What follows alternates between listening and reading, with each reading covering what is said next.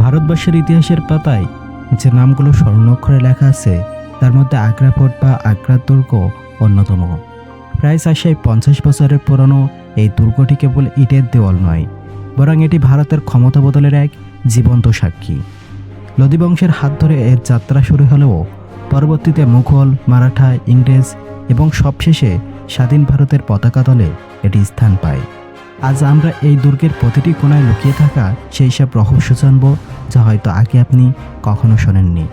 অনেকেই মনে করেন আগ্রা ফোর্ট কেবল মুঘলদের তৈরি, কিন্তু ইতিহাস বলছে লোদি বংশের শাসনকালে এটি বদলগড় নামে পরিচিত ছিল।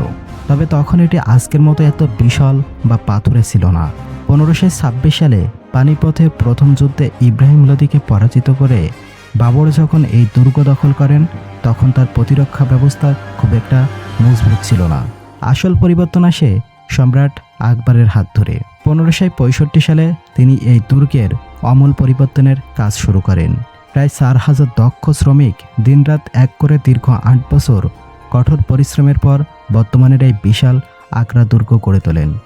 প্রায় 95 একর জমির ওপর দাঁড়িয়ে থাকা এই দুর্গটি তৎকালীন বিশ্বের অন্যতম শক্তিশালী কেল্লা হিসেবে পরিচিতি পায়। মুঘল সম্রাটরা এই দুর্গের নিরাপত্তা নিয়ে কোনো আপোষ করেননি।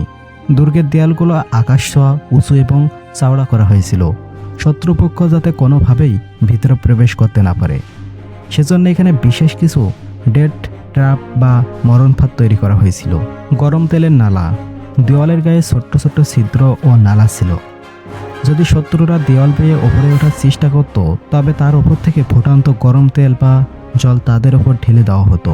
বিশাল পাথর খণ্ড, দেওয়ালের ওপর মজুদ থাকতো বিশাল সব পাথরের ছাই, যা ওপর থেকে ফেলে মুহূর্তেই শত্রু বাহিনীকে ধ্বংস করে দেওয়া যেত। পরিখা ও হিংস্র প্রাণী, দুর্গের চারপাশ ঘিরেছিল বিশাল এক নালা, যা সবসময় যমুনার জলে পূর্ণ থাকত, আর সেই জলে ঘুরে বেড়াতো শত শত ক্ষুধার্ত কুমির। এমনকি জঙ্গলে বাঘ ও চিতার পাহারাও ছিল, যাতে কেউ পিছন দিক দিয়ে আক্রমণ করতে না পারে। দুর্গে প্রবেশ করলে প্রথমেই চোখে পড়ে জাহাঙ্গীর মহল।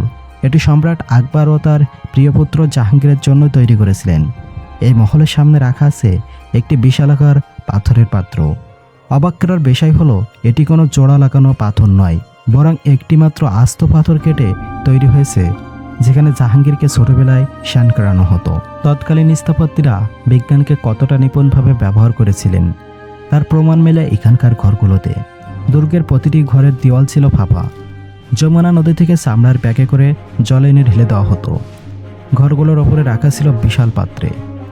সেই জল দেওয়ালের ভিতর দিয়ে গড়িয়ে পড়ত, যার ফলে বাইরের তাপমাত্রা যতই থাকুক, ঘরের ভিতরে তাপ থাকতো একদম শীতল। এটি ছিল সেই আমলের ন্যাচারাল এসি। এছাড়াও ঘরগুলোতে এমনভাবে জানালার ব্যবস্থা ছিল যাতে পর্যাপ্ত আলো বাতাস ঢুকলেও বাইরে থেকে ভিতরের কাউকে দেখা যেত না। সম্রাট জাহাঙ্গীর এবং আকবর হিন্দু রাজপুত ঘরানার সাথে বৈবাহিক সূত্রে আবদ্ধ হয়েছিলেন, তাই এই দুর্গের অনেক স্থাপত্য হিন্দু মন্দির বা রাজপ্রাসাদের কারুকার্য স্পষ্ট বোঝা যায়। বিশেষ করে দুর্গের নকশা তৈরি করেছিলেন ইরাকের বিখ্যাত কারিগর মোহাম্মদ কাসিম, যিনি পারস্য এবং ভারতীয় রীতির এক অপূর্ব মিশ্রণ ঘটিয়েছিলেন। সম্রাট শাহজাহান ছিলেন শৌখিন। তিনি দুর্গের বেশ কিছু অংশ সাদা মার্বেল বা শ্বেতপাথর দিয়ে নতুন করে সাজান।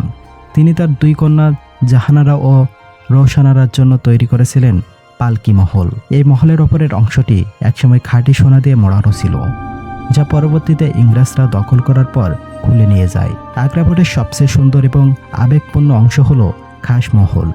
এটি ছিল সম্রাট শাহজাহান ও সম্রাজ্ঞী মমতাজের একান্ত কক্ষ। এই ঘরের দেয়ালগুলোতে হীরা, পান্না এবং রত্ন খচিত ছিল। তখন ইলেকট্রিক লাইট ছিল না, তাই কক্ষের মাঝে থাকা ঝাড়বাতি মোম জ্বালানো হলেও তার আলো রত্নগুলোতে প্রতিফলিত হয়ে পুরো ঘরকে নক্ষত্রমণ্ডলীর মতো উজ্জ্বল করে তুলত। দুঃখজনকভাবে ইংরেজ শাসনকালে এইসব মহামূল্য রত্ন ও সোনা লুট করে নেওয়া হয়। ইতিহাসের সবচেয়ে করুণ ট্র্যাজেডি এই দুর্গেই ঘটেছিল। 1658 সালে সম্রাট শাহজাহানের নিজের পুত্র আওরঙ্গজেবের হাতে এই খাস মহলে বন্দী করে রাখেন দীর্ঘ 8 বছর। 1658 থেকে 1666 তিনি এখানে গৃহবন্দী ছিলেন। বৃদ্ধ বয়সে তিনি কেবল জানালা দিয়ে দূর থেকে তার প্রিয় তাজমহলকে দেখতেন। 1666 সালে এই বন্দি দশায় তার মৃত্যু হয়। তার কন্যা জাহানারা যমুনা নদীর পথ দিয়ে তার মৃতদেহ তাজমহলে নিয়ে যান এবং মমতাজের পাশেই তাকে চিরনিদ্রায় শায়িত করেন। আজ সেই জাঁকজমকপূর্ণ রাজকীয় দিনগুলো না থাকলেও আগ্রা ফোর্ট আজও নিজের মধ্যে শত শত বছরের ইতিহাস আঁকড়ে রেখেছে। বিকেল 5টা বাজলেই কেন এর দরজা বন্ধ হয়ে যায়, সেটি আজও অনেক পর্যটকের মনে কৌতূহল জাগায়। সম্ভবত নিরাপত্তার খাতিরে, না পুরানো দিনের সেই গভীরত্ব বজায় রাখতে এই নিয়ম। আপনি যদি কোনোদিন আগ্রা ফোর্টে যান, তবে এর প্রতিটি পাথরে মুঘলদের সেই সহ্য আর বিষাদ অনুভব করতে পারবেন। আপনার কি মনে হয়, শাহজাহানের এই বন্দিদশা কি তার প্রাপ্য ছিল? আমাদের কমেন্ট করে জানান। ভিডিওটি ভালো লাগলে একটি লাইক দিন এবং আমাদের চ্যানেলের সদস্য হতে সাবস্ক্রাইব করুন। দেখা হবে নতুন কোনো ঐতিহাসিক রহস্য নিয়ে পরবর্তী ভিডিওতে। ততক্ষণ ভালো থাকুন, সুস্থ থাকুন। ধন্যবাদ।